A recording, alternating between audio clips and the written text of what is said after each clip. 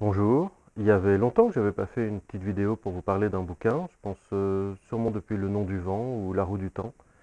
Et là, l'occasion m'en est donnée avec la sortie d'un roman prodigieux qui s'appelle Les 12 rois de Characaille.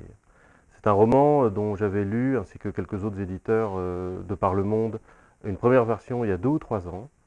Et on avait tous convenu qu'il y avait quelque chose, comme on dit. Il y avait un talent, il y avait une idée, il y avait un personnage très fort, il y avait un contexte magnifique. Mais c'était pas encore ça, il y avait encore du travail et on espérait qu'une nouvelle version viendrait complètement satisfaire les lecteurs que nous sommes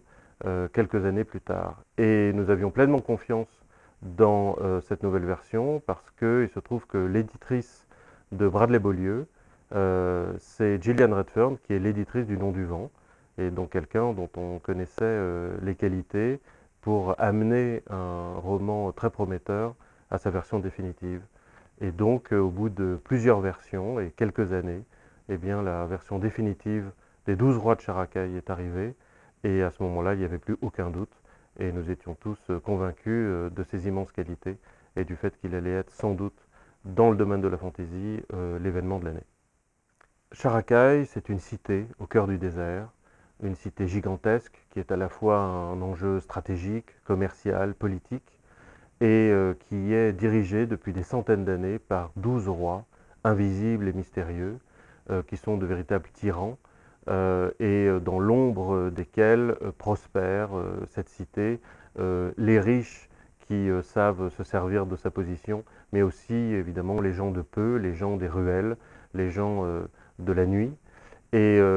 en particulier une héroïne, notre héroïne qui s'appelle Shaïda, qui est une jeune femme extraordinaire, qui est à la fois une guerrière, parce qu'elle gagne sa vie en se battant dans des arènes. C'est aussi quelqu'un qui connaît le monde des voleurs, le monde des gens qui font des petits trafics, et en particulier au sein d'un groupe de copains, qui sont tous des personnages très attachants, très amusants, très sympathiques, et pour lesquels, dans certaines circonstances, elle va prendre des risques inconsidérés. Particulièrement parce que l'un d'entre eux, acceptant un deal qu'il n'aurait jamais dû accepter, va prendre le plus grand des risques et va traverser la ville une nuit, la nuit de Beth Zahir, qui est une nuit durant laquelle des créatures spectrales se baladent dans la ville, rôdent, et elles sont en fait ces créatures envoyées par les rois pour prendre leur dîme de sang, c'est leur rétribution, en échange de la protection que ces créatures apportent aux puissants. Et Shaïda, notre héroïne, va se trouver cette nuit-là, alors qu'elle part à la rescousse de son ami, face à face avec l'une de ces créatures. Et l'imprévu se produit. Au lieu d'être assassinée, au lieu d'être dévorée par cette créature l'embrasse et lui parle et lui dit quelque chose de secret, de mystérieux, d'énigmatique, qui va résonner dans l'esprit de Shaïda. Elle va essayer de savoir pourquoi elle a été épargnée, quelle est la signification de ces paroles, et c'est la première étape qui va l'amener à la fois à découvrir les secrets de cette cité, son histoire immémoriale, mais aussi sa propre histoire. Pourquoi? Parce que Shaïda est une orpheline, sa mère a été exécutée en place publique par des forces inconnues il y a bien des années. Elle a été confiée ensuite à un apothicaire, et cet apothicaire va l'aider à remonter cette piste. Et l'histoire de Shaïda, l'histoire de cette petite voleuse, petite guerrière, va prendre une dimension absolument extraordinaire, va lui permettre de découvrir l'essence de la magie qui inonde cette cité, va lui permettre d'être initiée à des compétences de guerrière qu'elle n'imaginait pas, va la lancer sur la piste d'une sorte de chasse au trésor. Bref, tout ça vous donne une idée de ce que Characaille recèle en son sein, c'est-à-dire un roman et le début d'une saga qui est puissant, qui est fort, attachant, plein d'action, mais aussi dans un contexte absolument magnifique, puisque cette cité est un personnage à part entière,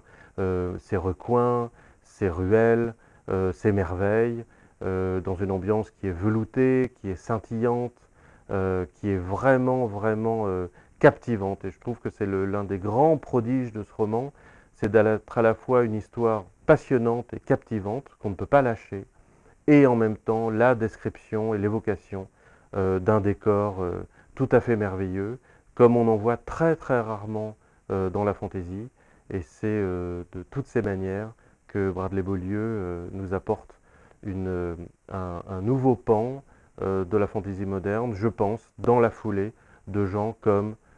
Patrick Rothfuss avec Le Nom du Vent, Joe Abercrombie, Peter Brett avec L'Œuvre Brune, Marc Lawrence avec Le Prince Écorché, et il gagne tout à fait sa place parmi ces étoiles du genre.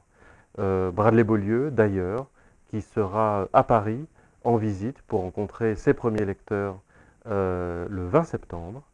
Et à ce moment-là, vous pourrez partager avec lui votre lecture des 12 rois de Characaille, puisque le roman est à présent disponible en librairie et en numérique. Voilà, à votre tour, vous allez voyager